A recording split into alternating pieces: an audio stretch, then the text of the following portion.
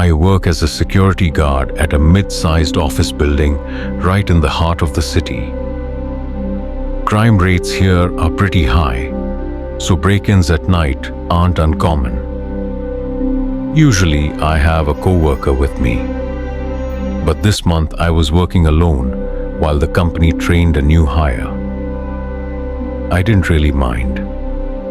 Being alone was more boring, but at least I didn't have to deal with an annoying partner. About 2 weeks into the month, I was patrolling the parking lot when I noticed two men standing far across the road, watching in my direction. I wasn't sure if they were looking at me or the building, but either way, it gave me a weird feeling. By the time I made my rounds again, they were gone. I took mental note of it, but the rest of the night was quiet, and I left at 6 a.m. without anything to report. A few days passed without anything unusual, but then, at the end of the week, I saw them again. Same spot, same eerie feeling. This time, instead of continuing my rounds, I stayed on that side of the building, pacing back and forth to make it clear that I had noticed them. After a few minutes, they walked away. I tried to get a good look at them, but they were too far in the dark. Once they were gone, I went inside, figuring it was a good time to take my lunch break. It was about 1 a.m. The break room was at the far end of a hallway in the back of the building. I sat down, eating and scrolling through my phone, when I suddenly heard a noise. I put my phone down and stared at the hallway door. It wasn't a sound I'd heard before. After a few seconds, I got up and stood by the doorway, listening. Everything seemed quiet, so I shrugged it off and finished my lunch. Afterward, I went to the security office to check the system. No alerts, no alarms. Everything looked normal. Usually, at this time of night, I'd just sit and wait until my shift was over. But something felt off. That noise was still in the back of my mind. I wasn't scared, just curious. So, I decided to make another round. Outside, everything was quiet, except for the buzzing of street lights. Inside, I walked the hallways, checking that nothing was off. The building had an L-shaped hallway, with the main entrance on one end and an old emergency exit at the other. The emergency exit wasn't connected to the security system because of how old it was. So the company had put a heavy padlock on it to keep it shut. When I reached the door and looked through the small window, my heart dropped. The padlock was snapped in half on the ground.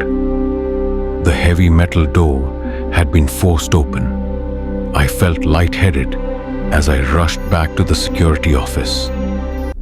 If someone had broken in, how had I not seen or heard them? I checked the security footage and felt sick when I saw what had happened. While I was outside keeping an eye on those men, they had snuck around the back and broken in. The worst part? They were still inside when I came back in. One of them had been just a few feet away from me when I walked past the break room door. While I was eating, one of them must have accidentally bumped into something. That was the noise I heard. When I went outside again, they took the chance to escape. On the footage, I saw they had weapons. either large knives or even small guns. If they had decided to attack, I don't think I would have made it out alive. I called the police and handed over the tapes, but nothing ever came of it. The footage was too blurry, and they had covered their faces. The company reported that some files and hard drives were stolen.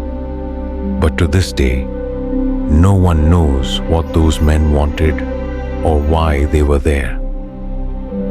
I also work night shifts at a hospital, specifically in the ER, as a front desk worker checking in patients. Every night is unpredictable, but this one started out quiet.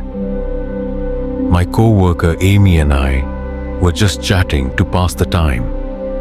Around 2 a.m., Amy went on break, and soon after, a man walked in. He wore a black hoodie and black jeans. His hair was messy, and he looked unkempt, like he hadn't showered in a while. He walked up to the counter slowly, with a strange aura that made me uneasy. "I'm looking for Hannah Smith," he said. Not the exact name, but something like that. I checked the records, but there was no one by that name. He seemed uncomfortable as he waited. I told him she wasn't here and suggested he check other hospitals. He nodded awkwardly and left. Amy came back, and the rest of the shift was quiet. At 4 a.m., I left for home. The parking lot was huge, and all employees had to park in the back. As I walked to my car, I got a strange feeling, like I was being watched. I quickened my pace, got in, and drove off.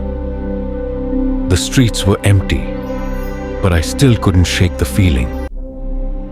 When I got home, I pulled into my driveway. Just as I stepped inside, I heard footsteps sprinting up to my porch. The door handle shook violently. Then, a familiar voice spoke. "Excuse me, ma'am. Can you open the door? I need help." It was the man from the hospital. My hands trembled as I pulled out my phone and called the police. The moment I did, he bolted. I looked through the peephole and saw him disappear into the night. When the cops arrived, they told me something chilling. The back door of my car was open. He had been hiding in the back seat the entire drive home. That's how he got to my front door so fast. The officers told me he had been stalking me for weeks, watching me from outside the hospital. He had waited for me to leave my car unlocked. Just once. They caught him a few days later using hospital CCTV. When questioned, he only said he just wanted to talk. I haven't heard anything about him since, but I always check my back seat before I drive now. Friends, and don't forget to like, comment, and subscribe.